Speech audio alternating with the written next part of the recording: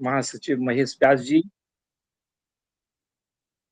संघ के सचिव डॉक्टर योगेश मिश्रा जी, शिक्षक प्रकोष्ठ के प्रमुख डॉक्टर अनिल शुक्ला जी, सभी के सहयोग से ये सब कार्यक्रम संपादित हो रहे हैं। मुख्य रूप से जो पंचकर्म के हमारे साथी को कन्वेनर डॉक्टर संतोष चमन जी हैं, कोऑर्डिनेटर श्री चेतन गुल्हाने जी हैं, और हमारे सभी 6 जोन के प्रमुख सभी लोगों का इसमें योगदान है, जिनके प्रयास से ये प्रति माह एक संभाषा परिषद होती है। संभाषा परिषद का जो उद्देश्य था मुख्य रूप से विषय के एक्सपर्ट का शिक्षा की दृष्टि से एक नया उनको एक्सपेरिमेंट मिले, नया उनके लिए कुछ विशेष विषय पे चर्चा होती है। आयुर्वेद के सभी विषयों में 14 विषयों में ये संभाषा परिषद चल रही है, पिछले 1 वर्ष से अधिक हो गया है। कुछ और विषय हैं जैसे अनुसंधान रिसर्च पर भी प्रतिमाह कुलगुरु वीसी की भी ऑनलाइन बैठक होती है, प्रिंसिपल की भी ऑनलाइन बैठक होती है, और विदेश प्रभाग हमारी फॉरेन कंट्री के भी कुछ लोग हैं वो जुड़ते हैं। इस प्रकार 18 प्रकार की संभाषा परिषद प्रति माह हो रही हैं। इसमें मुख्य रूप से क्वालिटी डेवलपमेंट है, शिक्षण कार्य में, चिकित्सा कार्य में दक्षता हो और विशेष लाभ मिले लोगों को। जहां तक आयुर्वेद विश्व आयुर्वेद परिषद के परिचय की बात है, विश्व आयुर्वेद परिषद का जो गठन मई 1997 में हुआ था, इसको 25 वर्ष 2022 में हो गए थे। अभी पिछले वर्ष में हम रजत वर्ष मना रहे हैं। हमारा उद्देश्य जो लक्ष्य है वो 50 वर्ष पूर्ण होने पर 2047 में एक थीम चल रही है विश्व आयुर्वेद परिषद द्वारा, आयुर्वेदा 2047। उसका मुख्य उद्देश्य यही है कि आयुर्वेद का विकास, उत्थान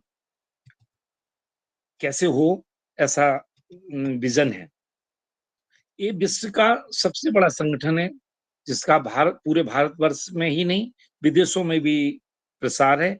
इसके हमारे बहुत प्रकार के सदस्य हैं, जिसमें चिकित्सक, शिक्षक, छात्र, विद्यार्थी, इन सबके प्रकोष्ठ बने हुए हैं। महिला प्रकोष्ठ, औषधि निर्माता, मेडिकल स्टोर, एमआर और संस्थान भी जुड़े हुए हैं। रिसर्च की भी यूनिट बनी हुई है, सबकी अलग अलग यूनिट है। पूरे कार्यक्रम को हमारे केंद्र शाखा संचालित कर रही है, जो पूरे भारतवर्ष में 6 क्षेत्रों में बटा हुआ है, जोन वाइज है। उनके अलग अलग प्रकोष्ठों के भी प्रमुख हैं, जिनका पूरा नियंत्रण केंद्र सरकार करती है। मुख्य रूप से विश्व आयुर्वेद परिषद 6 पर्व भी मनाती है, 9 वर्ष भी मनाती, 9 वर्ष प्रतिपदा, विश्व मंगल दिवस मकर संक्रांति को मनाती है, धन्वंतरी जयंती, चरक जयंती नाग पंचमी को मनाती है, अंतरराष्ट्रीय योग दिवस अभी 21 जून को था, महिला दिवस 8 मार्च को जो होता है। ये मुख्य पर्व हैं जो कि विश्व आयुर्वेद परिषद नियम प्रतिवर्ष मना रही है। अन्य कार्यक्रम भी जो होते हैं, आयुर्वेद कौशलम, ये 7 दिन का प्रोग्राम है। इसमें विद्यार्थी प्रकोष्ठ के लोग और शिक्षक प्रकोष्ठ के लोग व्यक्ति मिलकर के आयुर्वेद कौशलम का प्रोग्राम प्रत्येक राज्य में हो रहा है। हमारे यहाँ भी भोपाल कॉलेज में भी, उज्जैन कॉलेज में भी, जबलपुर कॉलेज में भी हम 1 दिन का 2 दिन का एक कौशलम प्रोग्राम कर रहे हैं। संयोजनम प्रोग्राम की भी शुरुआत बीएचयू से हुई थी 2018 में, 2022 में फिर भोपाल में हुआ था। आगामी अभी अगली साल की प्लानिंग चल रही है, शायद जयपुर में हो। तरह तरह की कार्यशालाएं, वर्कशॉप होते हैं, रिसर्च के प्रोग्राम होते हैं। चरक वनांचल सेवा का भी अभी अगले महीने प्रारंभ हो रही है।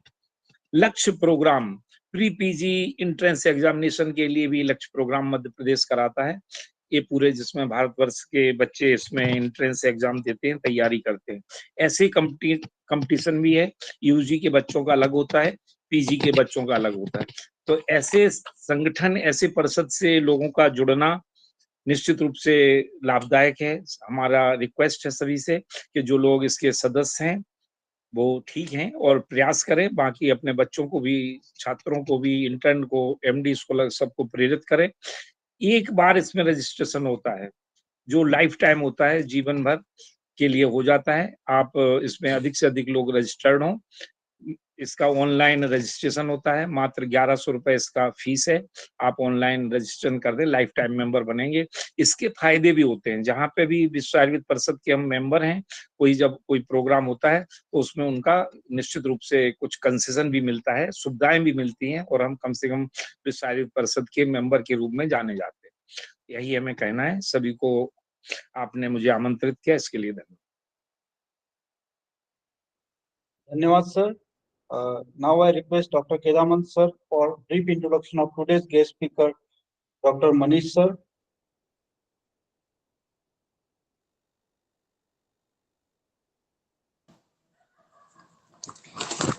Good evening, one and all. Myself, Dr. Nisarga, third year PG scholar, Department of Panchakarma, Taranath Government Ayurveda Medical College, Ballari. It's my great privilege to introduce our guest of honor and speaker, Dr. Manish Ladave, Professor in the Department of Panchakarma, Mansarovar Ayurvedic Medical College Hospital Research Center, Bhopal. Satyuji from Sushruta Ayurveda Medical College and Hospital, Bangalore, Karnataka, in the year 2002. PG in the Department of Panchakarma from Sri DGM Ayurvedic Medical College, Gadag, Karnataka in the year 2009. Sir published so many papers in international and peer-reviewed journals. Some of those are evaluation of the efficacy of Chaturbhadra Kalpabhasti Karma in the management of Grudrasi with special reference to sciatica, a comparative and of effect of Sadyos Nihana with special reference to Samyak Snigdha Lakshana, efficacy of Vamanakarma in psoriasis, a case report. Agnikarma with Tamra Shalaka in Karnini Yoni Vyapat with special reference to cervical erosion. Raktamokshana in Stanashota with special reference to mastitis.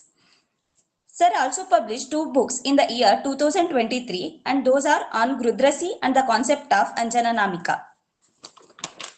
Sir presented 4 papers at the national level on the topics concept of Yapana Basti, National Seminar on Lifestyle Disorders and Ayurveda in Anveshana 17, role of Pada Abhyanga in maintaining eye health with special reference to Marma Chikitsa, Vajikarana in terms of Ahara, Vihara, Achara, Yoga in the national level symposium on Ayurveda and mental health. Sir attended seminars as a delegate on standardization of Purva Karma and applying Ayurvedic principles in diagnosis and practice, and recent advances in Shalakya Tantra and national level symposium on Ayurveda and mental health. Sir also took part in the national level workshop on Ayurveda. Those are interactive workshop on Ayurveda, topic Mamsavaha Srotas and neuromuscular system diseases and their management through Ayurveda. Sir attended 6 days of Panchakarma training program for Ayurveda medical officer as a resource person organized by Northeastern Institute of Ayurveda and Homeopathy, Shillong. Participated as a trainee in 6 days CME for the teachers of Panchakarma organized by Department of Panchakarma, All India Institute of Ayurveda, New Delhi. Coming to the working experience, Sir has a total working experience of 12 years. Initially, Sir worked as a lecturer in the Department of Panchakarma, Shubhdi Ayurveda Medical College and Hospital, Indore, from the year 2012 to 2017, and worked as a reader in the Department of Panchakarma, Shubhdeep Ayurveda Medical College and Hospital, PG Institute, Indore, from 2017 to 2019. Sir worked as a reader in the Department of Panchakarma, Sri Sai Institute of Ayurvedic Research and Medicine, Bhopal, from 2019 to 2022. Sir worked as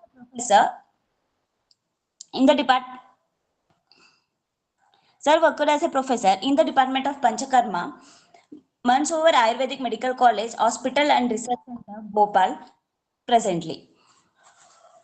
It's my honor to welcome Dr. Manish Ladave sir to speak on Panchakarma in lifestyle disorders.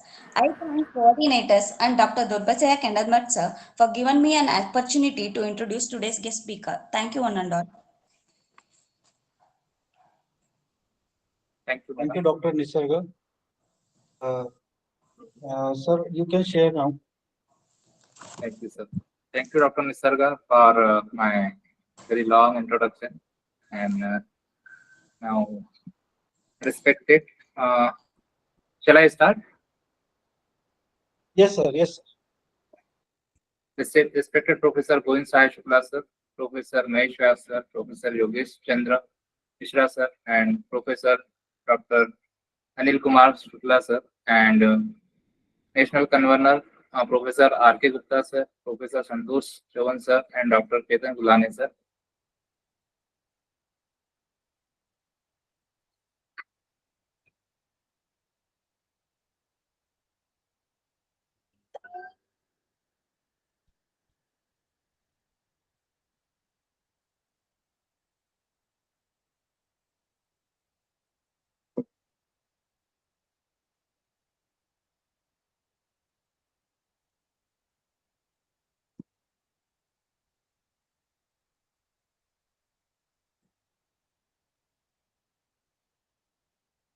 I will start.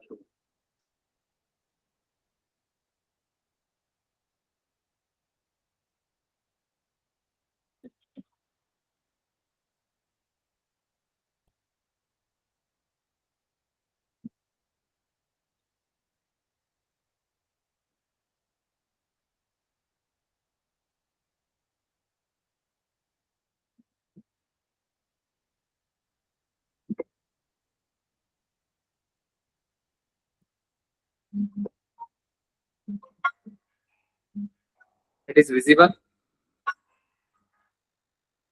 Yes, sir. Yes, sir. So today my topic is role of Panchakarma in lifestyle disorder.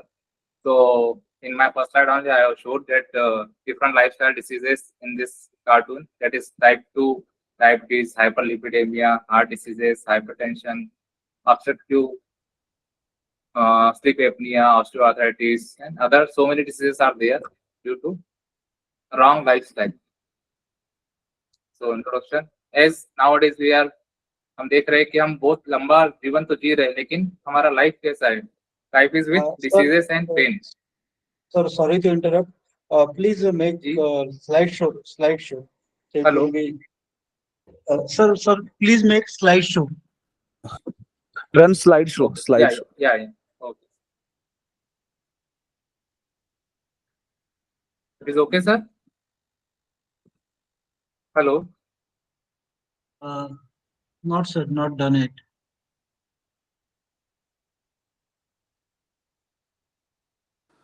Bottom में है, bottom में डमरू जैसा है. हाँ, वो कर रहा हूँ, लेकिन वो यहाँ तो शो कर रहा है, लेकिन वहां पर नहीं हो रहा है. It's okay then, no problem, sir. Show तो हो रहा, फुल स्क्रीन नहीं है. Yes, sir. हाँ, ठीक है सर. अभी शो हो रहा है sir? Yes, It sir. is Yes, okay, sir. sir? हो रहा है, but वो स्लाइड शो नहीं हुआ सर वहाँ पे अभी. स्लाइड शो यहाँ से कर रहा हूँ सर, लेकिन शायद शो नहीं हो रहा है वहां पर. पता नहीं, कुछ इधर आ रहा है शायद. स्लाइड शो यहाँ से तो कर रहा हूँ. ऊपर से भी होता है शायद. स्लाइड शो में सर ऊपर ऑप्शन है ना, साइड ऊपर एकदम जस्ट ऊपर सर, जस्ट हेडिंग. हाँ, जी. प्ले कर दिया. Play from beginning. Okay sir, अब हो रहा है क्या? फुल स्क्रीन नहीं है मनीष जी. F5 में देखें, या वहां जहाँ शो बटन है ना, वहां पे फुल स्क्रीन आएगा.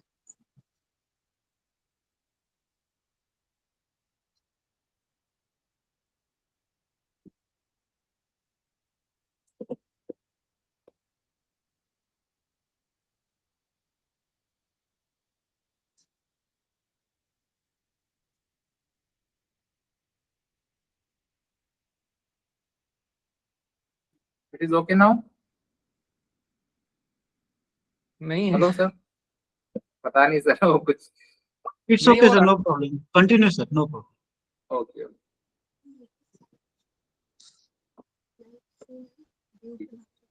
तो जैसा कि मैंने कहा कि हमारी लाइफ आजकल बहुत लंबी तो हो गई है, लेकिन हमारी लाइफ इस तरह से हो गई है, हम बहुत सारे डिसीजेस और पेन के साथ में जी रहे हैं. क्योंकि मॉडर्न साइंस बहुत ज्यादा इम्प्रूव तो हुआ है, जिसने हमारी लाइफ एक्सपेक्टेंसी को बढ़ा दिया है, लाइफ को बढ़ा दिया है, लेकिन हम वो लाइफ कैसे जी रहे हैं, कई बीमारियों के साथ में, और हम मेडिसिन के ऊपर डिपेंडेंट हो गए।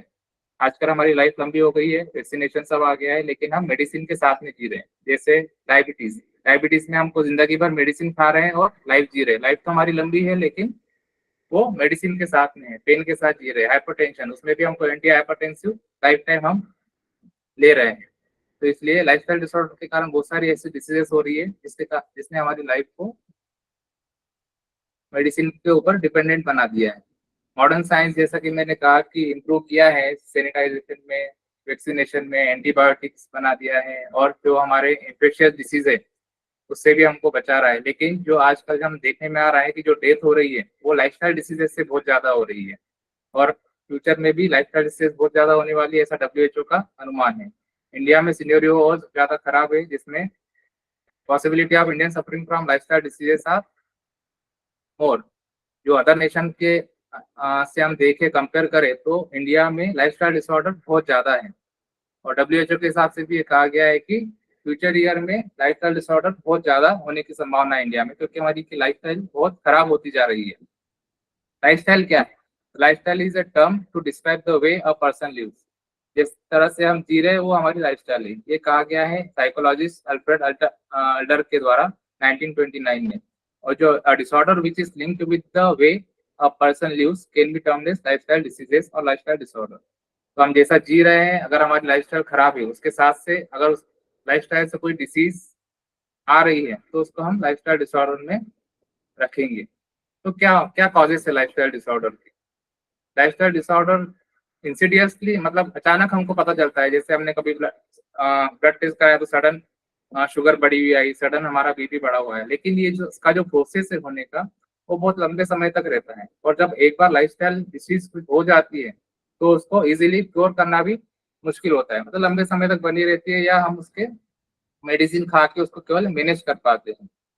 तो इसका जो मेन कंट्रीब्यूटिंग फैक्टर है लाइफस्टाइल डिसीज का, वो हमारी फूड हैबिट्स है, फिजिकल इनएक्टिविटी है, रॉन्ग बॉडी पोस्चर है, डिस्टर्ब बायोलॉजिकल क्लॉक है, कभी भी खाना, कभी भी सोना, देर से उठना, तो ये सब डिस्टर्ब बायोलॉजिकल क्लॉक के कारण भी हमारी लाइफस्टाइल डिसीजेस होती है।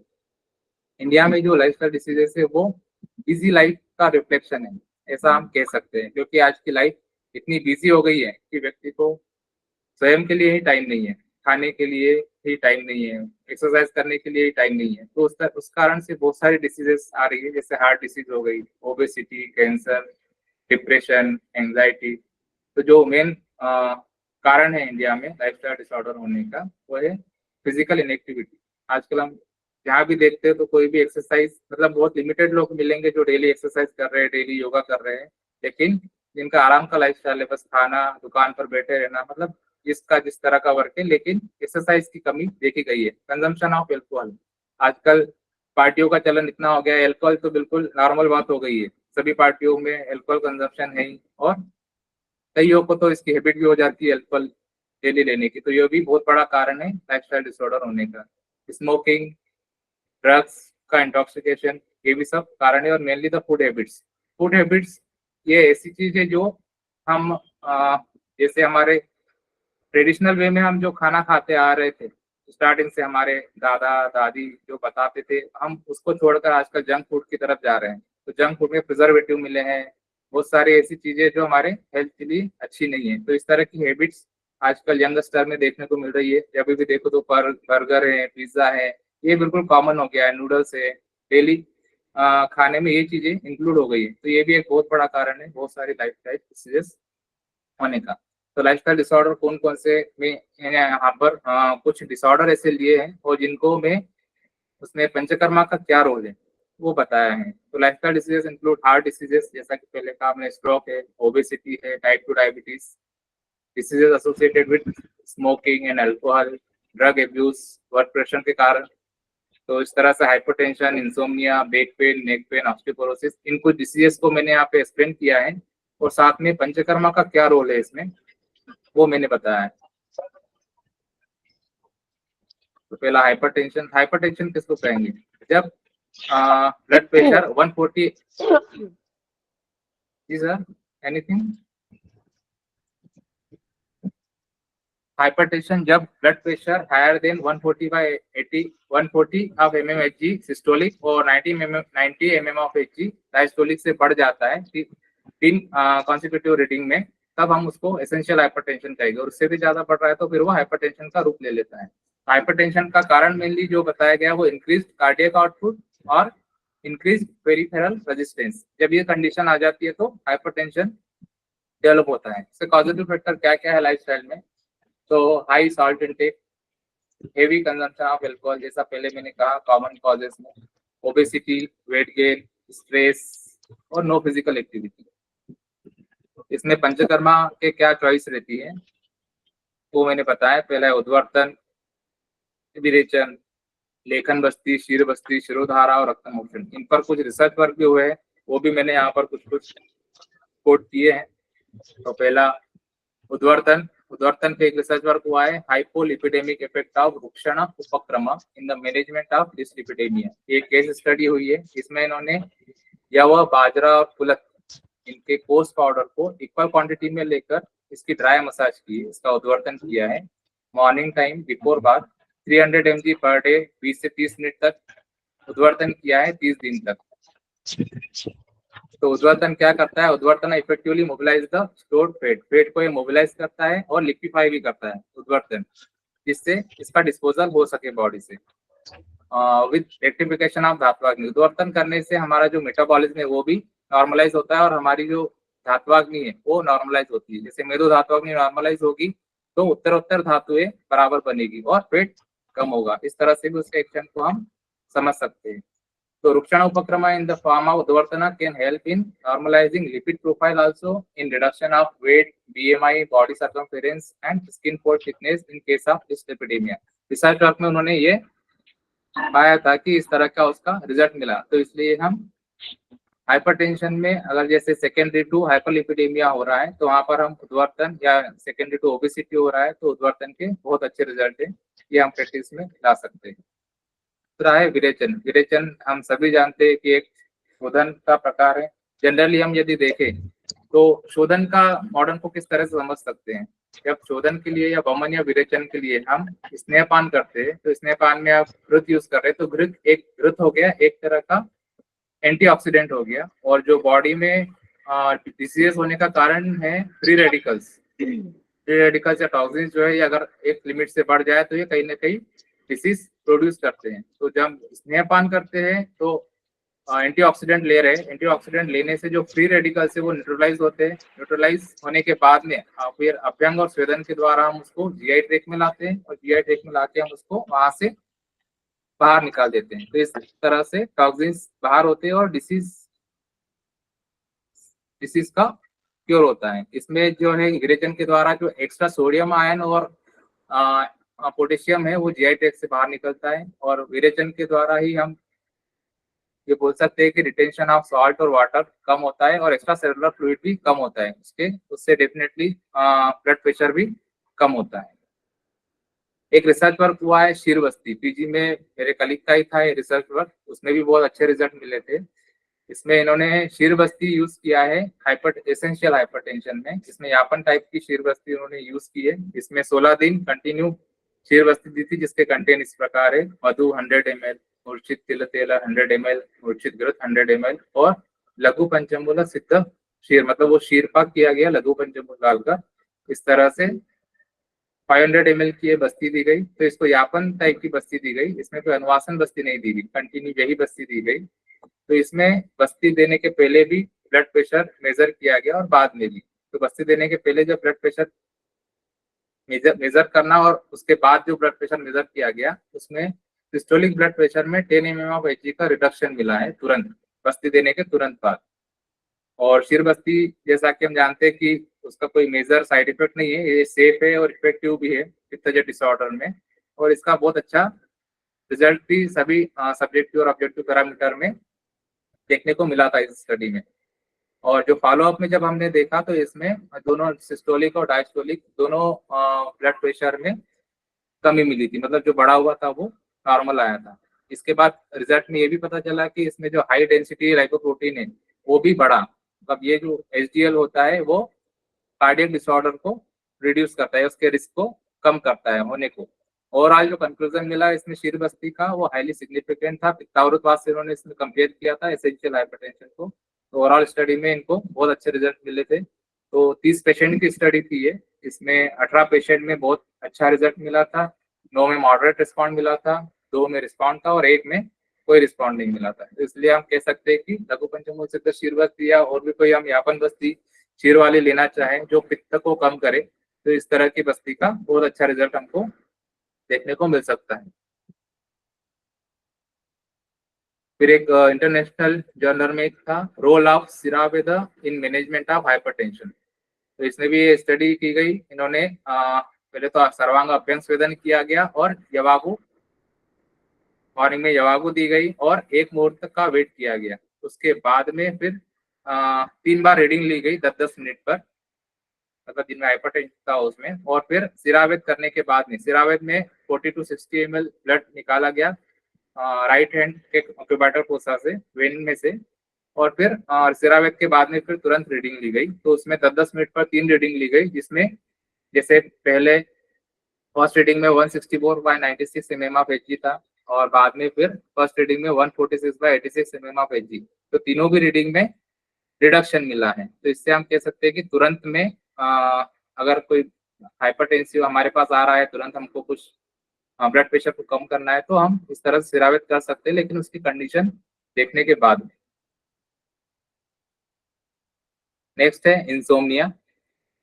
इंसोम्निया मतलब insomnia is the complaint of इनएडिक्वेट sleep, मतलब स्लीप प्रॉपर नहीं हो रही है, देर से नींद लग रही है, जल्दी खुल जा रही है, या और the subjective experience of insufficient sleep और sleep that is not refreshing. हम सो तो रहे लेकिन मॉर्निंग में हमको फ्रेशनेस नहीं लग रही है, तो वो भी एक इंसोम्निया में ही आएगा। इसके पॉजिटिव फैक्टर क्या क्या है? तो situational stress, change in sleep schedule, हम कहीं और जा रहे हैं, हमारी जगह चेंज हुई है, तो वो भी एक कारण हो सकता है। एनवायरनमेंट, प्रोटेक्टेड स्ट्रेस, मतलब लंबे समय तक स्ट्रेस अगर बना हुआ है तो वो भी एक स्लीप डिसऑर्डर का कारण हो सकता है। एक्साइटमेंट, बहुत ज्यादा हम किसी काम को लेकर एक्साइट है या बहुत ज्यादा खुशी है तो तब भी हमें नींद नहीं आती है। बहुत ज्यादा डिप्रेस है, कोई मेजर डिप्रेशन, लंबे समय से कोई स्ट्रेस बना हुआ है, तो वो भी एक कारण होता है स्लीप डिसऑर्डर का। इसमें हम क्या क्या कर सकते हैं? पहला है सर्वांग अभ्यंग और स्वेदन। तो जैसा हम जानते हैं कि जो अभ्यंग, सर्वांग अभ्यंग बहुत रिलैक्सेशन रहता है, बॉडी के लिए रिलैक्सेशन रहता है। सर्वांग में ब्लड सर्कुलेशन को बढ़ाता है, टॉक्सिन्स को बाहर निकालता है। स्वेदन करने से भी हमारा जो ब्लड सर्कुलेशन बढ़ता है, टॉक्सिन्स बाहर निकलते हैं। यहाँ पर सभी जो डॉक्टर्स जुड़े सभी ने अभ्यंग तो करा ही होगा, तो उसका रिजल्ट सभी जानते हैं कि अभ्यंग स्वेदन से डेफिनेटली हमको बॉडी रिलैक्सेशन मिलता है। स्वेदन, शिरोअभ्यंग, ये जो मूर्धनि तेल यहाँ पर डिस्क्राइब किए गए, शिरोअभ्यंग, शिरोधारा, शिरोपिचु, शिरोबस्ती, इन सबको मूर्ध मतलब ऊर्ध जत्रुगत रोगों के लिए भी और सर्वांग मानसिक रोगों के लिए भी इसका डायरेक्टली रेफरेंस आया है और इसके हमको अच्छे रिजल्ट भी मिले हैं। नस्य में हम शीतबला 101 आवर्तिक तेल से भी हम नस्य कर सकते हैं, इसके भी इंसोम्निया में बहुत अच्छे रिजल्ट। बैक पेन, आज के समय में ये बहुत कॉमन प्रॉब्लम हो गई है कि डे टू डे ओपीडी में हमको इसके केस बैक पेन ले लो या हृदय साइटिका ले लो, इसके पेशेंट हमें आज के समय में बहुत ज्यादा देखने को मिल रहे हैं। तो जब भी पेन ज्यादा बढ़ता है तो वो एक कारण रहता है फिजिशियन के पास जाने के लिए। तो इसके बहुत सारे कारण हैं और पैथोलॉजी इसमें बहुत सारी होती है, जैसे कि cervical spondylolisthesis, strain, sprain, regenerative changes, spondylosis, arthritis, तो ये सब इसके पॉजिटिव फैक्टर है। और दूसरे जो लाइफस्टाइल में जो हमारे चेंजेस होते हैं उसमें जैसे बहुत ज्यादा हेवी वेट उठा लिया, जर की एक्टिविटीज हो गई, इम्प्रॉपर सिटिंग। आज के समय में हम देखते हैं कि ऑफिस में जो आईटी प्रोफेशनल्स हैं कंटिन्यू 6-6, 7-7 घंटे तक बैठे रहते, तो उनमें भी डिस्क बल्ज, डिस्क प्रोट्रूजन या हर्निएशन की प्रॉब्लम वो देखने को मिलती है। स्लीपिंग पोस्चर सही नहीं है तो वो भी एक कारण होता है बैक पेन का। लॉन्ग ड्यूरेशन सिटिंग, लंबे समय तक बैठना, माइनर पार्ट थोड़ा भी गिर गए या कोई ट्रोमा हो गया तो डिस्क प्रोट्रूजन या हर्निएशन होने के चांसेस बढ़ जाते हैं। ओवर वेट है वो तो एक पॉजिटिव फैक्टर रहता है ये बैक पेन के लिए। डीजनरेशन, अगर डीजनरेटिव ऑस्टियोपोरोसिस वाली कंडीशन है तो वहां पर भी अगर थोड़ा भी कुछ फॉल हुआ या थोड़ा भी ट्रॉमा हुआ तो वहां पर वर्टिब्रा का फ्रैक्चर होने का चांसेस रहता है, वो भी एक पॉजिटिव फैक्टर रहता है बैक पेन का। इसमें हम क्या क्या लाइन ऑफ ट्रीटमेंट कर सकते हैं? जैसे कि अभ्यंग हो गया, अभ्यंग में हम वातर तेल से अगर केवल बैक पेन है, स्टार्ट हुआ है, न्यू कंडीशन है, तो वहां पर हम केवल अभ्यंग यूज कर सकते हैं, स्वेदन कर सकते हैं, पत्रपिंड स्वेद कर सकते हैं, नाड़ी स्वेद कर सकते हैं, दशमलपात से स्टीम से नाड़ी स्वेद कर सकते हैं, कटिबस्ती कर सकते हैं। कटिबस्ती हम सहचरादि तेल यूज कर सकते हैं, चंदन पित्त जब कुछ सिम्टम आ रहे तो वहाँ पे थोड़ा सा चंदन तेल मिला सकते हैं। वातानुलोमन, तब अगर क्योंकि ये जो वाता जो डिसऑर्डर्स के अंदर बताया गया है इसका, अगर वात का हम अनुलोमन कर रहे हैं, सिंपल हम यदि एरंड तेल ही दे रहे हैं तो भी वात का अनुलोमन से भी इसमें रिडक्शन आपको देखने को मिलता है।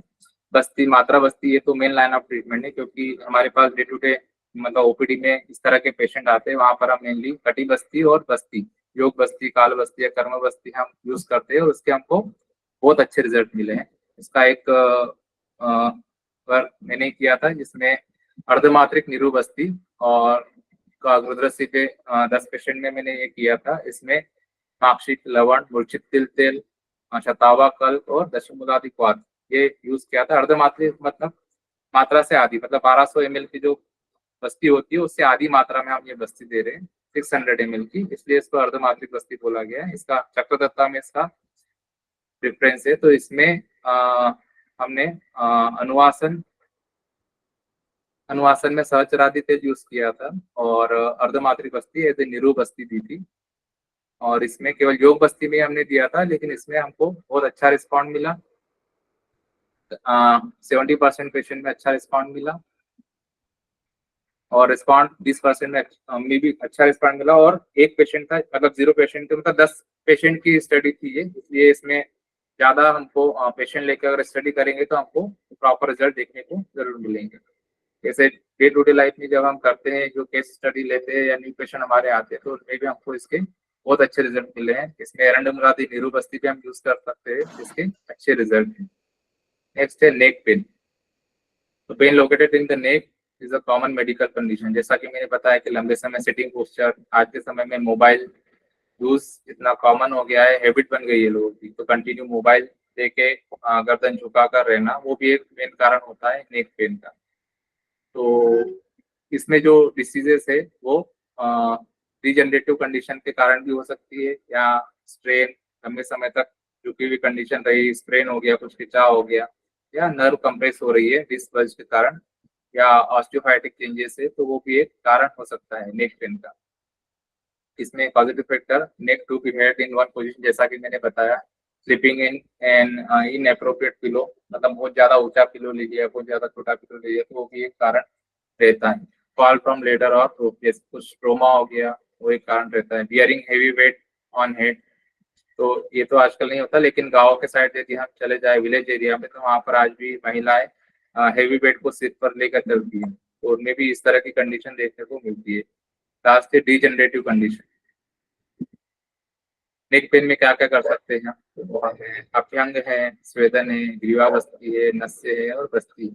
अभ्यंग में हम वातर तेल से अभ्यंग कर सकते हैं, स्वेदन में पत्रपिंड स्वेद कर सकते हैं, कुटांड पिंड स्वेद कर सकते हैं, गंभीर पिंड स्वेद कर सकते हैं। तो डिपेंडिंग ऑन कंडीशन हम ये सब द्रव्य हम यूज कर सकते हैं। ग्रीवावस्थी मतलब ग्रीवा रीजन का सभी लोग जानते हैं, ग्रीवा रीजन पे उड़द के आटे का घेरा बना के उसमें वातर तेल पोर करना, उष्ण करके, तो ग्रीवावस्थी होता है। नस्य में हम शीरबला तेल या कोई भी वातर तेल हम यूज कर सकते हैं।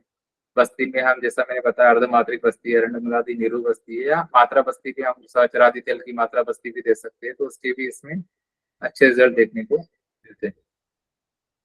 फिर ओबेसिटी। तो ओबेसिटी क्या है? Obesity is a state of excess adipose tissue mass, an unhealthy accumulation of body fat is called as obesity। इस आयुर्वेद में कहा गया है चला स्तन उदर लंबनम, चलते हुए यदि हमारा स्तन उदर हिल रहा है तो उसको हम ओबेस कहेंगे। तो obesity often express in term of body mass index. आजकल अब जो ओबेसिटी को मेजर करते हैं तो वो बीएमआई के रूप में करते हैं। यदि ये 30 से ज्यादा है तो हम उसको पेशेंट को ओबेस बोलेंगे। It is also defined as an abnormal growth of adipose tissue due to enlargement of cells, fat cells. It is hypertrophic obesity or increase in the fat cell number, that is hyperplastic obesity, और a combination of both। तो दोनों भी condition एक साथ भी हो सकती है, तो एक कारण हो सकता है। In scientific term, obesity occurs when a person consumes more calories than he or she burns. मतलब हम जितना कैलोरी खा रहे हैं उसको हम बर्न नहीं कर रहे हैं, तो वो जो एक्स्ट्रा कैलोरी है वो फैट के रूप में शरीर में जमा हो रहा है और ओबेसिटी हो रही है। इसलिए जितना हम जो भी हम खाना खा रहे हैं उसको उतना हमको बर्न करने के लिए एक्सरसाइज करना है, जो भी एक्टिविटी है वो करना चाहिए, नहीं तो वो फैट के रूप में जमा होकर ओबेसिटी का रूप ले लेंगे। Positive factors, environmental factors. Environment strongly influence the obesity. This includes lifestyle behavior such as what a person eat or drink and his or her level of physical activity. जैसे ठंड का सीजन है, अग्नि अच्छी रहती है, उस समय हम खूब खा रहे हैं, खूब हेवी ड्राई फ्रूट्स खा रहे हैं, लेकिन वर्किंग हमारा वैसे ही है, वर्क हम कुछ कर नहीं रहे हैं, तो उस समय डेफिनेटली वेट बढ़ेगा और फेट बढ़ेगा।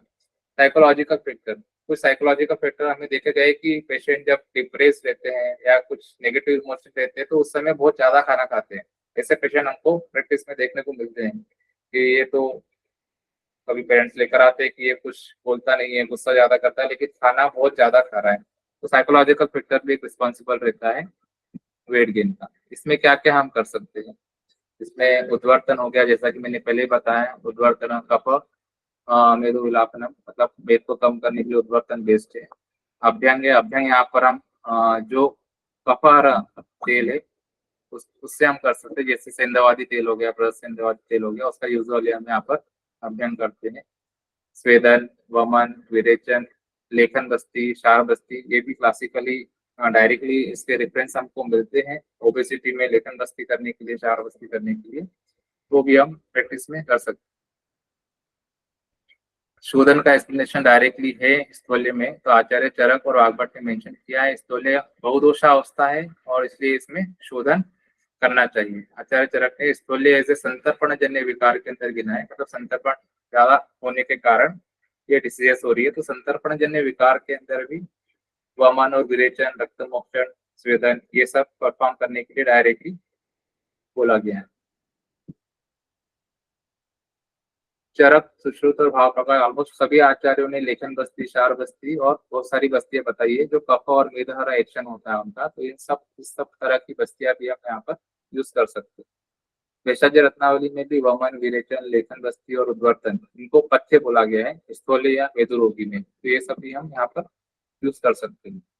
उद्वर्तन जैसा मैंने बताया कि उद्वर्तनम कफहरम मेदसा कविलासनम, तो मेद को कम करने के लिए, तो यहाँ पर हम ओबेसिटी में उद्वर्तन डेफिनेटली यूज कर सकते हैं, जैसा कि मैंने एक वो रिसर्च वर्क का एग्जांपल दिया था, तो इस तरह से भी हम उद्वर्तन कर सकते हैं। दीपन पाचन, दीपन पाचन को हम डायरेक्टली केवल मेद कम करने के लिए भी दे सकते हैं। दीपन पाचन में हम जो योग है वो त्रिकटु चूर्ण, पंचकोल चूर्ण, चित्रकादि वटी हो गई, अग्निकुंडी वटी है, हिंगोष्टक चूर्ण है, ये सभी हम यूज कर सकते हैं।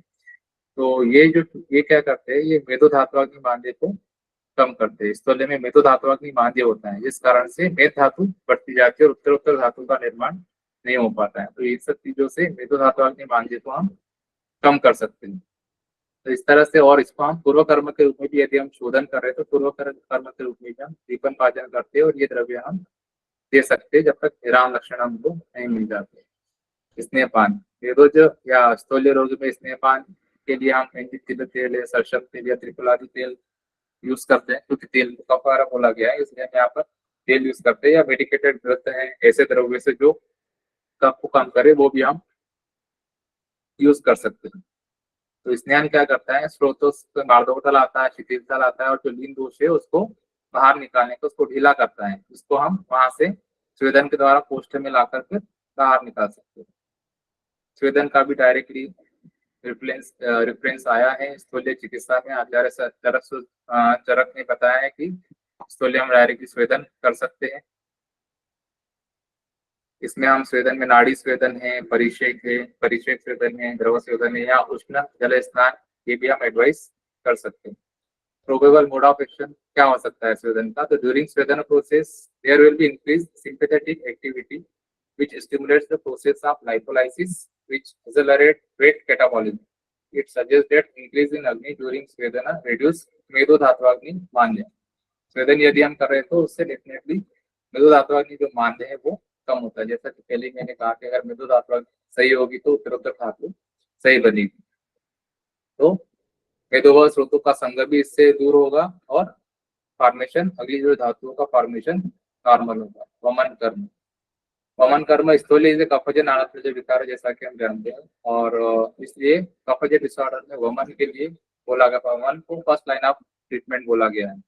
चरक सूत्र 16 चैप्टर और 23 चैप्टर में क्लियर इंडिकेशन है वमन का स्थूल्य में, और वैशिष्ट रत्नावली में भी वमन को पथ्य बोला गया है स्थूल्य में, और अष्टांग संग्रह के हिसाब से भी वमन साध्य रोगों में स्थूल्य को रखा गया है, इसलिए वमनार्थ मदन फल है, निम्ब है, एसटी पांडे इसका यूज करते हैं। प्रोबेबल मोड ऑफ एक्शन इसके द्रव्य के हिसाब से होती है, जैसे जो आमक द्रव्य है, सूक्ष्म गुण जो है माइन्यूट के नस में जाके वहाँ, और तीक्ष्ण गुण उष्ण गुण वहाँ पर जो दोष है उसका विलयन करके वहां से कोष्ठ में लाएंगे संशोधन के द्वारा, और वहां से फिर बाहर निकालेंगे। इस तरह से वमन जो ड्रग रहते हैं, वमन उपग्रह जो ड्रग्स रहते हैं या वामक जो ड्रग्स रहते हैं, उसके गुणों के आधार पर इसका एक्शन होता है। तो इसकी in the pathogenesis there will be involvement of दुष्ट अन्न रस, मतलब आम फॉर्मेशन ज्यादा होता है तो आम को भी निकालने का काम वमन के द्वारा किया जा सकता है। तो दस हम इसलिए हम कह सकते हैं कि वमन डायरेक्टली एक्ट ओवर कफ मेद एंड दुष्ट अन्न रस, हेंस वमन plays an important role in स्थूल्य। विरेचन कर्म, विरेचन का भी क्लियर इंडिकेशन है आचार्य चरक सूत्र स्थान 16 चैप्टर में स्थूल्य उसका इंडिकेशन बोला गया है कि स्थूल्य में विरेचन करना चाहिए, और विरेचन पथ्य भी बताया गया है, और जो एग्जाम्पल है विरेचन के लिए जो ड्रग बोली गई है उसके भी डायरेक्ट रेफरेंस पिप्पल्यादि चूर्ण है, हरितक्यादि चूर्ण है, त्रिवृत अवलेय है, त्रिफला है, आरगवता है, कटुकरोहिणी है, ये हम सभी चीजें विरेचन के लिए इनमें से कोई भी सिलेक्ट करके डिपेंडिंग ऑन कंडीशन हम यूज कर सकते हैं। Probable mode of action of विरेचन, तो विरेचन एक इम्पॉर्टेंट शोधन का कर्म है जो पित्त के लिए तो यूज होता है, लेकिन इसके द्वारा कफ, वात और मेद का भी डिक्रीज, मेद मतलब विशिएटेड जो कफ और वात है उसको भी कम करने के लिए यूज करते हैं। और प्रैक्टिकली हमने देखा है कि जब हम विरेचन दे रहे हैं किसी पेशेंट में तो उसका 2 से 5 किलो वेट 15 डेज में कम होता है, अगर उसने अच्छे से स्नेहन कर्म मतलब स्नेहपान बराबर लिया है और अच्छे वेग आए हैं, अच्छे से संसर्जन क्रम फॉलो किया है, तो इसके हमको डेफिनेटली रिजल्ट मिलते हैं। उसके बाद में डिपेंड करता है कि वो किस तरह का लाइफस्टाइल रख रहे हैं, किस तरह का खान पान रख रहे हैं, नहीं तो और वेट गेन हो जाएगा। इसलिए अगर लाइफस्टाइल, इसीलिए लाइफस्टाइल डिसऑर्डर में मेन है लाइफस्टाइल को मैनेज करना। विरेचन रिमूव्स आवरण ऑफ वायु इन post and corrects agni vaigunya, thereby stop the formation of ama dushta anna rasa. विरेचन reduce पित्त दुष्टि and normalize अग्नि को normalize करता है। बस्ती कर्म, आचार्य सुश्रुत के द्वारा बताया गया है कि बस्तिर्वाते च पित्ते च कफरक्ते च सस्यते संसर्गे सन्निपाते च बस्ती एव सदा। तो सभी के लिए आचार्य सुश्रुत ने और आचार्य जरक ने भी बोला है कि इसको अर्ध चिकित्सा बोला गया है, इसलिए बस्ती में अलग अलग द्रव्यों का हम यूज करके बहुत सारे डिसीज हम क्योर कर सकते हैं। और डायरेक्टली रेफरेंस आया है लेखन बस्ती का, सुश्रुत चिकित्सा 38 चैप्टर में लेखन बस्ती बताई गई है स्थूल्य के लिए। भद्रादि आस्थापन बस्ती, आरगवतादि बस्ती, द्विपंचम मूलादि बस्ती, अरण्य मूलादि नीरु बस्ती, शार बस्ती, गोमूत्र बस्ती, इन सभी में मतलब स्थूल्य में आया है कि इन सभी बस्ती का हम यूज कर सकते हैं और इसके बहुत अच्छे रिजल्ट भी हैं। तो बस्ती का जो एक्शन होता है वो मेनली उसके ड्रग्स पर होता है, स्पेशली लेखन बस्ती द्रव्यासा कटु, पित्त, कषाय रस, लघु होते हैं, तीक्ष्ण गुण होते हैं और कटु विपाक और उष्ण वीर्य वाले होते हैं। तो उनके जो लक्षण है उस हिसाब से उनके रुक्षण गुण के कारण रुक्षण में जैसे गोमूत्र है, यव है, क्षार है, एक्सेट्रा है। तो बाय दिस वे लेखन बस्ती द्रव्यास reduce कफवात दृष्टि, correct the agni, and does the amopachana rectifies Viduthatva-agni, and also by removing Sangha it nullifies the pathogenesis of स्थूल्य। तो मेरी सभी जगह बार बार आ रहा है कि मेदो धात्वाग्नि, क्योंकि मेदो धात्वाग्नि मादे स्थूल्य में रहता है तो वो उसको भी करेक्ट करती है बस्ती उसके द्रव्य के गुणों के कारण। तो इस तरह से हम देख सकते हैं कि बस्ती का बहुत अच्छा रिजल्ट है स्थूल्य में। नेक्स्ट हमारी डिसीज ले रहा हूँ मैं ऑस्टियोपोरोसिस। तो loss of bone mass that occurs through out the skeleton और प्रेडिस्पोजिंग patient which predisposing patient to fracture, मतलब अगर ऑस्टियोपोरोसिस हो रहा है, क्षय हो रहा है, तो वहां पर जो पेशेंट है वो प्रोन रहते हैं फ्रैक्चर के लिए, जरा भी थोड़ा फॉल हो गया तो तुरंत फ्रैक्चर हो जाता है। तो osteoporosis is characterized by low bone mass and deterioration of bone tissue with a consequent increase in bone fragility and susceptibility to fracture। मतलब जरा भी जैसे हम देखते हैं कि ओल्ड एज मतलब जो एजेड पेशेंट है वो जरा भी बाथरूम में फिसल गए तो तुरंत उनका रेडियस में फ्रैक्चर हो गया, हिप जॉइंट में फ्रैक्चर हो गया, तो क्योंकि वहां पर पहले से ऑस्टियोपोरोसिस था, इसलिए इस तरह की कंडीशन डेवलप हो जाती है। इन 1994 WHO के expert panel found this concept by defining diagnostic criteria for osteoporosis on the basis of measurement of bone mineral density and relating it to the mean bone mineral density of young adults। से compare करके BMD आजकल होता है तो उसके द्वारा हम बोल सकते हैं कि ये इस पेशेंट में ऑस्टियोपोरोसिस है या नहीं। तो clinically osteoporosis is recognized by the occurrence of characteristic fractures after low energy trauma. जैसे कि मैंने बताया कि जरा भी गिर गए तो फ्रैक्चर हो गया, तो वो सब क्लिनिकल फीचर्स हमको देखने को मिलते हैं ऑस्टियोपोरोटिक कंडीशन में। पॉजिटिव फैक्टर में इसमें आ जाता है लो कैल्शियम इंटेक, सेडेंटरी लाइफस्टाइल, ज्यादा आराम की लाइफस्टाइल है तो वहां पर भी कोई हम फिजिकल वर्क नहीं करते तो वो भी एक पॉजिटिव फैक्टर रहता है, क्योंकि हमारी अग्नि वहां पर सही नहीं रहती है, उत्तर उत्तर धातुएं सही बन नहीं पाती है, वो भी एक कारण है। स्मोकिंग, एक्सेसिव अल्कोहल और caffeine intake, early menopause, advance age और लॉन्ग टर्म स्टेरॉइड इंटेक, तो ये सभी कारण है। स्टेरॉइड का भी आजकल तो सब अवेयर है, जो एजुकेटेड लोग हैं वो अवेयर है कि स्टेरॉइड नहीं लेना चाहिए, लेकिन फिर भी आज भी हम विलेज एरिया में कहीं जाते हैं या जो कई विलेज एरिया में जो प्रैक्टिस करते हैं कुछ डॉक्टर्स, वो देखने में आता है कि वो स्टेरॉइड का यूज बहुत करते हैं, क्योंकि वहाँ पर लोगों को चाहिए कि उनको तुरंत अच्छा होना होता है, तो वहाँ पर स्टेरॉइड का यूज बहुत ज्यादा करते हैं। कहीं विलेज एरिया में हम जाते हैं तो वहाँ पर हम वो छोटी छोटी पुड़िया का चूर्ण खाते हैं, बोलते हैं कि आयुर्वेदिक चूर्ण है, लेकिन वो एक्चुअली रहता है स्टेरॉइड है, वो खाने से उनको तुरंत पेन में कमी हो जाती है। तो इस तरह की चीजें खाने से भी ऑस्टियोपोरोसिस डेवलप होता है। ऑस्टियोपोरोसिस में हम क्या क्या कर सकते हैं? अभ्यंग है, अभ्यंग में हम महामाश तेल का अभ्यंग, मतलब जो ग्रहण करना है हमको, यहाँ पर अस्थि की वृद्धि करना है, तो इस तरह के हम जो ग्रहण करने वाले जो ऑयल है वो हम यहाँ पे यूज करेंगे। स्नेहन करेंगे, स्वेदन, स्वेदन में हम षष्टिकशाली यहाँ पर यूज करते हैं जो ग्रहण करता है, फुल बॉडी में ग्रहण करता है, तो ऑस्टियोपोरोटिक कंडीशन में हम इसको यूज करते हैं। मृदु विरेचन हम दे सकते हैं। मृदु विरेचन मध्य अपाग्नियों को नॉर्मलाइज करेगा, टॉक्सिन्स को बाहर निकालेगा, इससे जो हमारा मेटाबॉलिक सिस्टम है वो नॉर्मलाइज होगा और उत्तर धातुओं की वृद्धि होगी, डाइजेशन अच्छे से होगा, तो इस तरह से ये ऑस्टियोपोरोसिस में काम करेगा।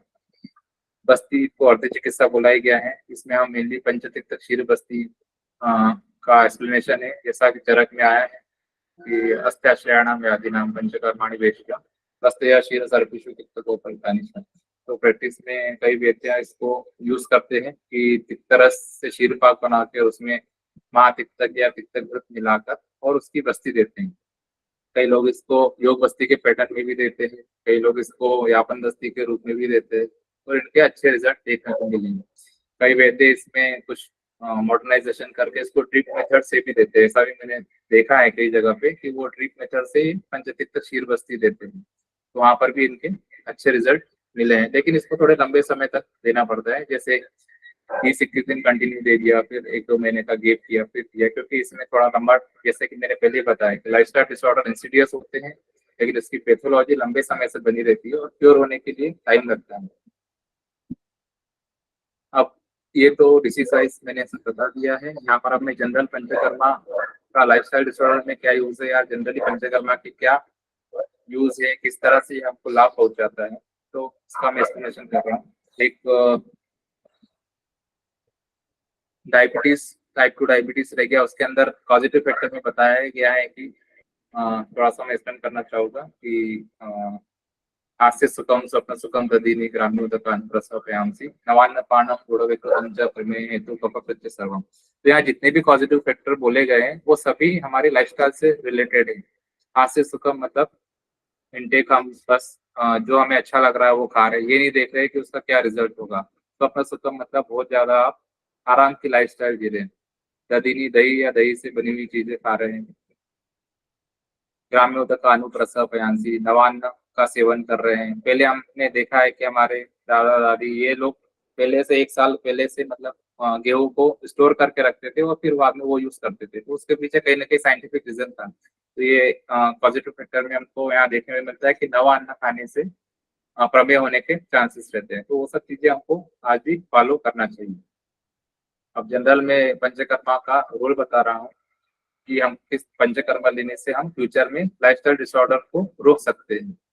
इसके रेफरेंसेस क्या है? हरे वसंते श्लेष्माणा पित्तम शरदि निररे वर्षायु समेत वायु प्राग विकास निश्चय। तो ऋतुओं के हिसाब से हमको दोषों को अगर हम बाहर निकाल देंगे तो जो डिसीजेस होने के चांसेस है वो कम हो जाएंगे। जैसे सभी वेद है यहाँ पर सभी जानते हैं, वसंत ऋतु में कफ को निकालते हैं, शरद ऋतु में हम पित्त का निवारण करते हैं विरेचन के द्वारा, वर्षा में बस्ती के द्वारा हम वात का शमन करते हैं, वात का शोधन करते हैं। प्रिवेंशन ऑफ रिकरेंस, यदि हम पंचकर्मा से ट्रीटमेंट कर रहे हैं, शोधन कर रहे हैं, तो उससे उसका रिकरेंस होने के चांसेस कम हो जाते हैं। जैसा कि कहा गया है, दोषा कदाचित कुप्यन्ते गीता लंघन पाचने गीता संशोधन हेतु न तेषां पुनरुद्धरणम्।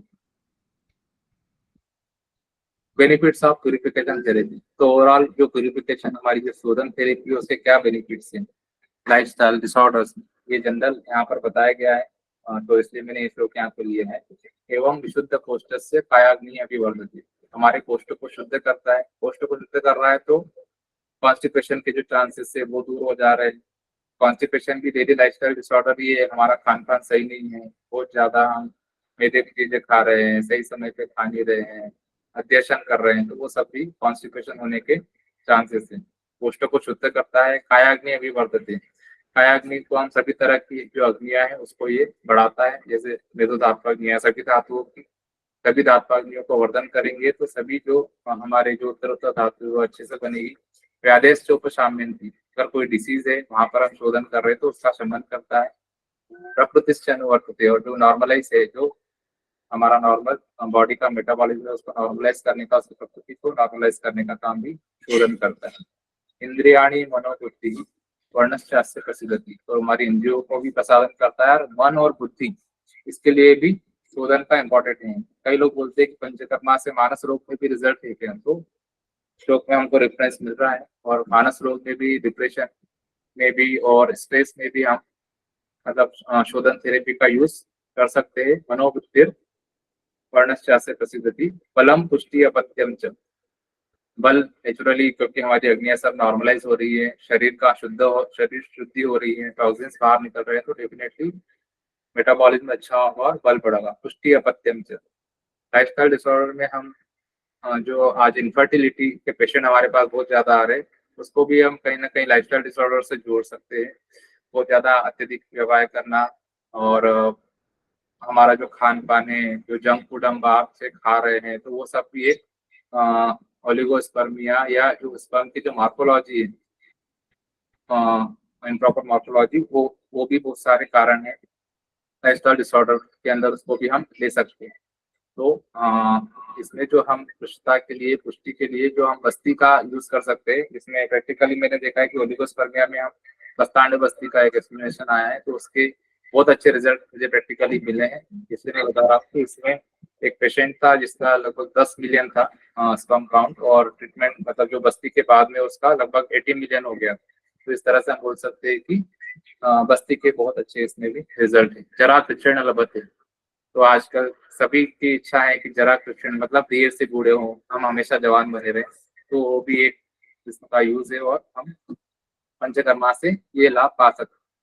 चिरम जीवत की अनाम है, जैसा मैंने बताया कि मॉडर्न का जो ट्रीटमेंट है, मॉडर्न की जो मेडिकेशन है, उससे हमारी लाइफ एक्सपेंड मतलब लाइफ तो बड़ी है, लेकिन किस तरह से डिसीज के साथ में। लेकिन यहाँ पर आया है चिरम जीवत के अनाम है, लंबा लाइफ भी जी सकते हैं और अनाम है बिना किसी डिसीज के। इसलिए डेफिनेटली पंचकर्म का आप इतना महत्व है, ये इससे जान सकते हैं। तस्मा संशोधनम काले युक्ति, इस तरह से संशोधन के काल में उनको शोधन करना चाहिए, तो हम बहुत सारे लाइफस्टाइल डिसीजेस से बच सकते हैं।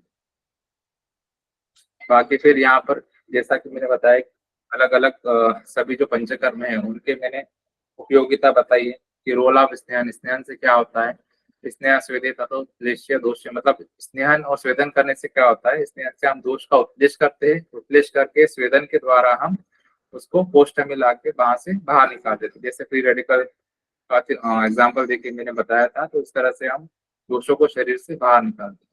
अभ्यंग के लाभ भी देखने को मिलते हैं कि अभ्यंगो मार्दव करम कफवात निरोधना, कफ और वात को कम करने का काम भी करता है और धातु को पुष्टि भी करता है। डिपेंडिंग मतलब हम अलग अलग द्रव्य, अलग अलग तेल या घी का यूज करके हम इस तरह का एक्शन चाहते हैं उस तरह का स्नेह द्रव्य यूज करके अभ्यंग कर सकते हैं। अभ्यंग को डेली करने के लिए शास्त्र में बताया गया अभ्यंगम आचरित नित्यम सजराश्रमा वातावरण, दृष्टि बढ़ाता है, पुष्टि करता है, स्वप्न। तो जो इंसोम्निया के पेशेंट है उनमें भी जैसे मैंने बताया कि अभ्यंग मैंने वहाँ बताया ही था कई सब ट्रीटमेंट, तो अभ्यंग के द्वारा भी स्वप्न अभ्यंग के द्वारा भी नींद मतलब इंसोम्निया से वो ट्रीट कर सकते हैं। रोल ऑफ स्वेदन सूक्ष्मेशु अयनेशु बिना मतलब जो लीन दोष है उसको द्रवता लाकर उसको कोष्ठ में लाकर के बाहर निकालने का काम भी स्वेदन के द्वारा होता है। रोल ऑफ वमन, तो वमन जो होता है वमन और विरेचन ये मेनली हमारे शोधन चिकित्सा है। इसमें बताया गया है कि अपक्व पित्त श्लेष्माणम बलात् ऊर्ध्वमेत्य वमनम तत्विज्ञेय वदन से पदम मिलता है। तो जो अपक्व पित्त और श्लेष उसको बल से बाहर निकालना ऊर्ध्व मार्ग से वो वमन कहलाता है। तो इसमें जो श्लेष्म मतलब जो कफ प्रधानता के कारण जो डिसीजेस हो रही है उन सब में वमन का बहुत अच्छा रिजल्ट है। मैंने जैसे स्थौल्य में बताया कि बहुत सारे रेफरेंस हमको डायरेक्टली मिलते हैं स्थौल्य में वमन करने के, तो वमन का डेफिनेटली उन सब चीजों में अच्छा रिजल्ट है। तत्र उत्कृष्टे श्लेष्माणि सृष्टिवा तत् स्थान गतिवा, मतलब केवल कफज डिसऑर्डर में नहीं, अगर कफ पित्त से संश्लिष्ट है या कफ स्थान में पित्त है या पित्त और अनिल वहां पर कफ पड़ा हुआ है उसके साथ में, तो वहां पर भी वमन हम दे सकते। रोल ऑफ विरेचन, विरेचन भी हम पित्त के डिसऑर्डर्स के लिए मेनली करते हैं। अगर पित्त बढ़ा हुआ है, अगर पित्त का मूल से हम पित्त को निकाल दे रहे हैं तो उसके कारण जो डिसीजेस हुई है वो भी डेफिनेटली शांत हो जाती है। जैसे यहाँ पर एक एग्जांपल किया है अग्निगृहम शीति होती तद्वत, मतलब अगर अग्निगृह से हम अग्नि को हटा देंगे तो वो डेफिनेटली शीत हो जाएगा। वैसे ही अगर विशिएटेड जो दोषित मतलब बढ़ा हुआ जो विशिएटेड पित्त है उसको यदि हम शरीर से बाहर निकाल देंगे विरेचन के द्वारा तो उसके कारण जो डिसीजेस हो रही है वो डेफिनेटली शांत हो जाएगी।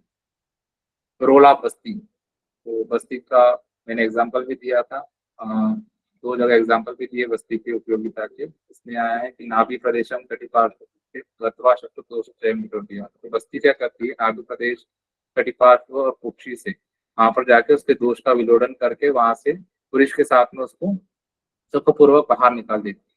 तो इसलिए उस पार्ट के दोषों का भी शमन होता है और डिसीज का भी क्योर होता है। जैसा कि प्रदर्शी में मैंने बताया जो उसमें बहुत अच्छे रिजल्ट है। और बस्ती को तो अर्ध चिकित्सा बोली गई है, सभी डिसीजेस में हम ड्रग्स को उसके द्रव्य को बदल बदल कर, जैसे ओलिगोस्पर्मिया मैंने एक एग्जांपल दिया था उसमें भी बस्ती के तो अर्ध चिकित्सा बोली गई है, तो बहुत सारे डिसीजेस में बस्ती का यूज कर सकते हैं। निर्वा शोधनो लेखी स्नेह को ब्रह्मणो मत तत्र आस्थापनम दोष दुष्य अनुसारेण नाना द्रव्य संयोगात अस्य विधा। और उसके जो मैंने बताया कि बहुत सारे अलग अलग द्रव्यों का यूज करके हम उसके एक्शन ले सकते हैं, जैसे उत्प्लेषण, संशोधन, संशमन, लेखन, ग्रहण, वादीकरण, इच्छा बस्ती, माधु तैलिक बस्ती, इतनी सारी बस्तियां एक्सप्लेन की गई है। और अलग अलग डिसीज के हिसाब से अलग अलग लाइफस्टाइल डिसीजेस में हम बस्ती का यूज करके इन डिसीजेस को ट्रीट कर सकते हैं।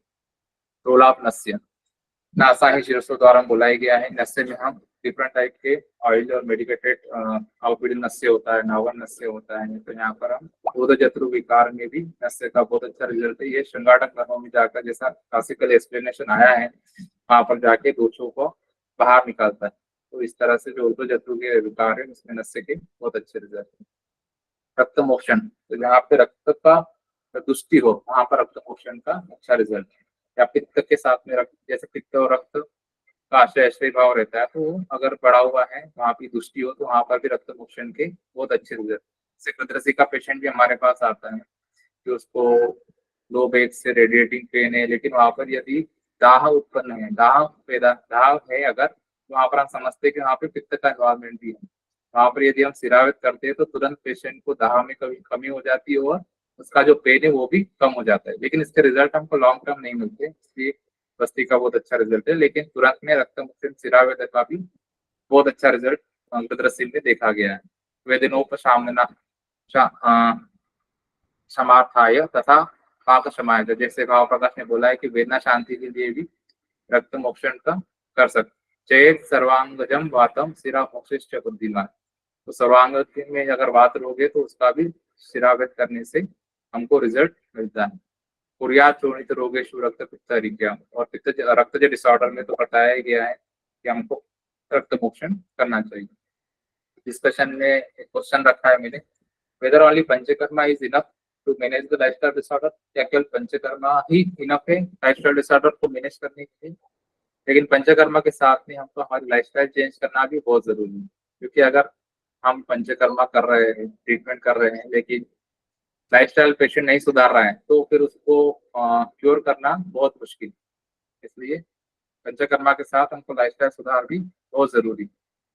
Conclusion, it is very difficult to change a lifestyle in 21st century. आज के समय में जो लाइफस्टाइल है, लोग कमाने के पीछे हैं, ऑफिस टाइम है 9 बजे, मतलब एक समय पे हमको ऑफिस जाना है, कितने घंटे वहां पर रहना है, वहां पर जो भी वर्क दिया गया है वो करना है, तो इन सब कंडीशन के कारण हमारे लाइफस्टाइल को चेंज करना पॉसिबल नहीं हो पाता है।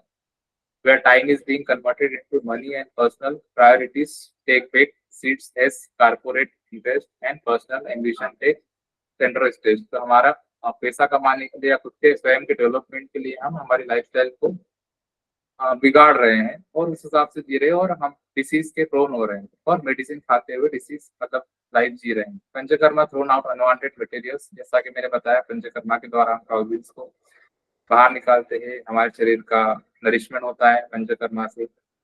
Sensory organ cleanses the channels, removes obstruction, make the lightness in the body, keep the person health.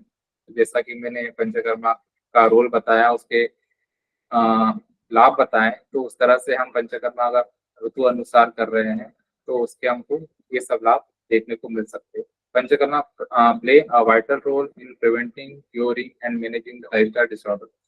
तो हम बोल सकते हैं कि लाइफस्टाइल डिसऑर्डर को मैनेज करने के लिए या क्योर करने के लिए भी वो डिपेंड करता है किस तरह की कंडीशन में पेशेंट आपके पास आया है, कितने लंबे समय से उसको वो डिसऑर्डर है, या वो लाइफस्टाइल उसकी कैसी है, वो लाइफस्टाइल सुधार कर पा रहा है या नहीं। तो उस तरह से हम कह सकते हैं कि पंचकर्मा के द्वारा हम लाइफस्टाइल डिसऑर्डर, लाइफस्टाइल डिसीजेस को प्रिवेंट भी कर सकते हैं, क्योर भी कर सकते हैं और उसको मैनेज भी कर सकते हैं। लास्ट में मैं यही कहूँगा सबके लिए कि सर्वमन्यत परित्यज्य शरीरम अनुपालयेत् तत्भावे ही भावना सर्वभाव शरीरिणा। यदि हमको चारों पुरुषाधर्म, अर्थ, काम और मोक्ष ये सब चाहिए तो पहले तो हमारे शरीर को सही रखना पड़ेगा, क्योंकि यदि हमारा शरीर सही है तो हम इन सब चीजों की प्राप्ति कर सकते हैं, क्योंकि शरीर से ही सभी चीजें, हमारा घर, पैसा, रिश्ते सभी शरीर से जुड़े। यदि शरीर स्वस्थ है, शरीर सही है, तो ये सब हम प्राप्त कर सकते हैं। शरीर सही नहीं है तो इन सबको प्राप्त करना मुश्किल है। इसलिए जो लाइफ स्टाइल है हमारी, उसको सुधारने की आवश्यकता है। धन्यवाद सर। सर ने बहुत ही अच्छी तरह से जो है आज के इस विषय को रखा, और सर ने सभी पहलुओं को उजागर किया, जैसे जितने भी डिजीजेस आजकल लाइफस्टाइल डिसऑर्डर से होते हैं, सर्वाइकल स्पॉन्डिलाइटिस से लेके डायबिटीज हो या फिर इनफर्टिलिटी हो, सभी में सर ने जो पंचकर्मा की उपयोगिता और जो जो रिसर्च हुए हैं वो भी सर ने यहाँ पे प्रस्तुत किए। तो मैं आज के इसमें अगर कोई क्वेश्चन पूछना चाहता है तो मैं सबको इनवाइट करता हूँ, आप को अनम्यूट करके पूछ सकते हैं या फिर आप हैंड राइज भी कर सकते हैं।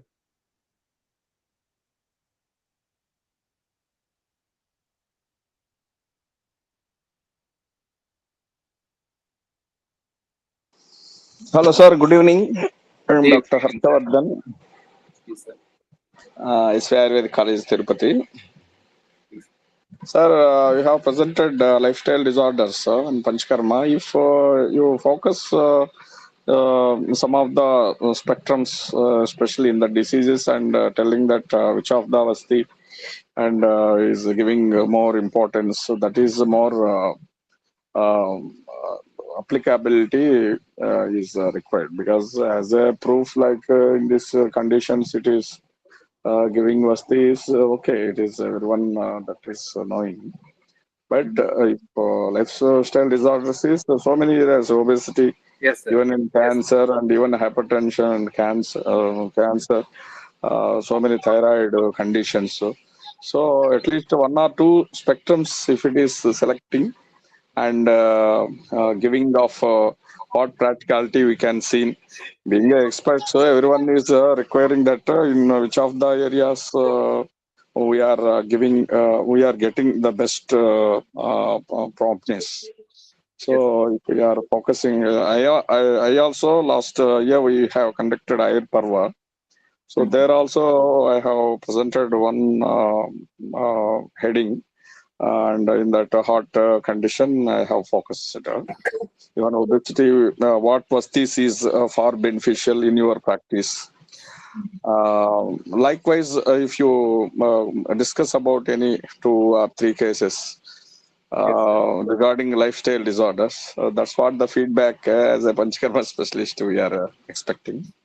Yes. Because if we discussed about the case aspect, have you seen in obesity which of the Vasti is good? Yes, sir. That Lekhan Basti we are using, and Eranda Muladi Niru Basti we are using, sir. And our first choice in obesity is Virechana Karma. So depending on condition only we select the patient that we can do Virechana Karma or Basti Karma. So Virechana Karma gives good result. In Virechana we used to give Triphala Tela, Snehapana, and for Virechana purpose, depending on condition, Trivrut Avle or Ichhabhiti Ras we are using. And in Basti, Lekhan Basti we are using with Gomutra also. And in Eranda Muladi Niru Basti also we are giving. So that is also given good result in our practice. And as I told that in 15 days, if you are giving Virechana, so within 15 days, 2 to 5 kg weight reduction is there in average. That is the average I am telling. In most of the in all patients, we have got that 2 to 5 kg weight reduction we have seen. And some other also some diseases I have discussed, and that Gridrasi like the sciatica patients are more in our area. So that type of patients are more. So in that cases, we are using Basti only. Here, sometime that other ingredient of Bastis are not available. So simple, we are Ardhamatrik Basti, in that only Dashamula is there. So that Ardhamatrik Basti practically we are using here, and Sahacharadi Tel Anuasan. In that we have got very good result in disc herniation, disc protrusion, disc extrusion cases also. We got good result. So in practice also we can use it. And sir one another question is sir कि infertility के patient बहुत आते हैं, जैसे tubal block females में PCOD के, तो इसमें कौन सी बस्ती आप यूज करते हैं? यस सर, ट्यूबल ब्लॉक में जैसे कि फीमेल पेशेंट जो रहती है वो यूजुअली रेडी नहीं होती है, लेकिन उत्तर बस्ती मैंने यूज किया है ट्यूबल ब्लॉकेज में। इसमें हम क्षार तेल का यूज करते हैं, क्षार तेल और काशी सादी तेल, दोनों तेल हम 1 ml मिला के उसको उत्तर बस्ती देते हैं पेशेंट में। पीरियड्स के 7 to 9 डे, 7 डे, 8 डे और 9 डे, 3 दिन हम बस्ती देते हैं क्षार तेल और काशी सादी तेल मिक्स करके। लेकिन यहाँ पर हमको थोड़ा स्टेरिलाइजेशन सब प्रोसेस का ध्यान रखना पड़ता है, क्योंकि इन्फेक्शन होने का चांसेस बहुत ज्यादा रहता है। तो इसमें 1 सिटिंग, 2 सिटिंग या 3 सिटिंग में हमको ट्यूबल ब्लॉकेज बहुत अच्छे रिजल्ट मिले हैं। लेकिन डिपेंड करता है कि वो ब्लॉकेज कितना बड़ा है, मतलब जो ट्यूबल ब्लॉकेज होता है वो एक पिन पॉइंट है या बहुत लंबे एरिया में है, तो पेशेंट टू पेशेंट ये सब चीजें डिफर करती है। अगर वहाँ पर थोड़ा ब्लॉकेज है, कम एरिया में ब्लॉकेज है, तो इसके डेफिनेटली आपको रिजल्ट मिलते हैं। और बाकी मेल इनफर्टिलिटी में मैंने बताया कि हमको विरेचन, पहले तो हम विरेचन करते तो टॉक्सिन्स बाहर हो जाएगी, उसके बाद में फिर हम जो यापन टाइप ऑफ बस्ती है वो हम यूज करेंगे, तो इसके रिजल्ट है। और प्रैक्टिकली मैंने बस्तांड बस्ती का एग्जाम्पल दिया था, तो प्रैक्टिस में मैं यूज करता हूँ। जो बकरे के जो टेस्टिस होते हैं उसको हम शीरपाक बनाते हैं, और शीरपाक को जैसे अनुवासन बस्ती हम देते हैं, उस तरह से अनुवासन बस्ती हम 7 डेज का सिटी हम 1 महीने में देते हैं। और साथ में जो हमारे जो कृषि द्रव्य है, जैसे कपिकच्चू हो गया, पुष्पधनवारस हो गया, ये हम यूज करते हैं। और कुछ मेडिसिन जैसा मनमथाग्र रस हो गया, इस तरह से हम यूज करके इसमें हमको रिजल्ट अच्छे मिले। Sir, Uttravasti, that Thailam dose, how much you are giving, sir? Sir 1.5 ml हम यूज करते हैं, और लगभग 1 ml ही हम पुश करते हैं, क्योंकि बहुत ज्यादा पुश करने से पेशेंट शॉक में जा सकती है। तो अबाउट 1 ml ही हम, क्योंकि वहाँ पर इतना स्पेस होता नहीं है, मतलब इंट्रा हम गर्भाशय के अंदर डायरेक्टली देते हैं। जो IUI करने के लिए जो कैथेटर आता है, IUR कैथेटर, वही हम यूज करते हैं सर। तो उसके यूज से हम लगभग 1 ml हम इंसर्ट करते हैं बस, मतलब 1.5 ml हम सिकिंग में लेते हैं, लेकिन 1 ml ही पुश करते हैं। पेशेंट की कंडीशन देखते जाते हैं कि पेनफुल तो नहीं है।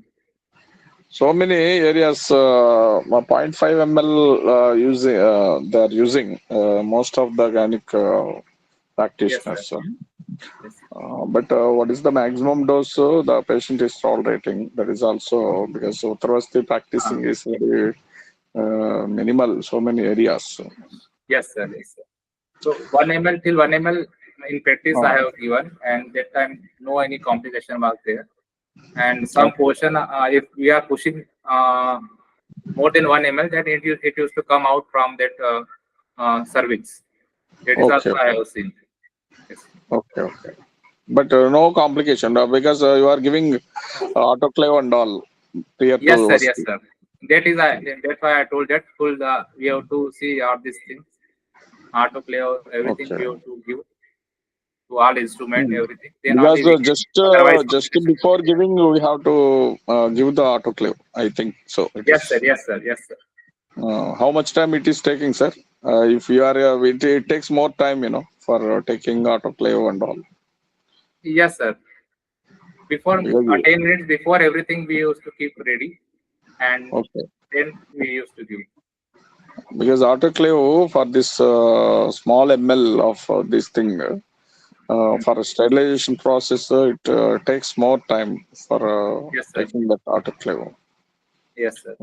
In my practice in autoclave only, I used to keep one that autoclave, one vessel, small vessel, in that oil, and we used to cover with the autoclave cotton, and that we keep with the instrument only.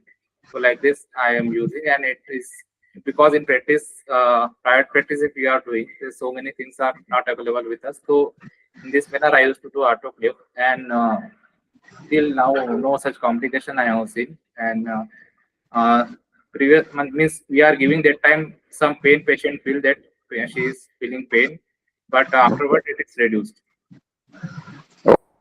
Thank you, sir, for your nice explanation. Because of short of the time, we are closing this answer question session. But sir are in our group. Everyone can ask question there also.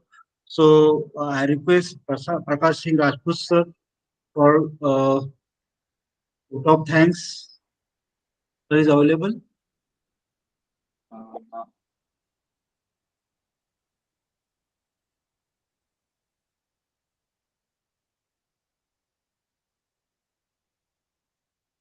I think he's outside. Dr. Santosh sir.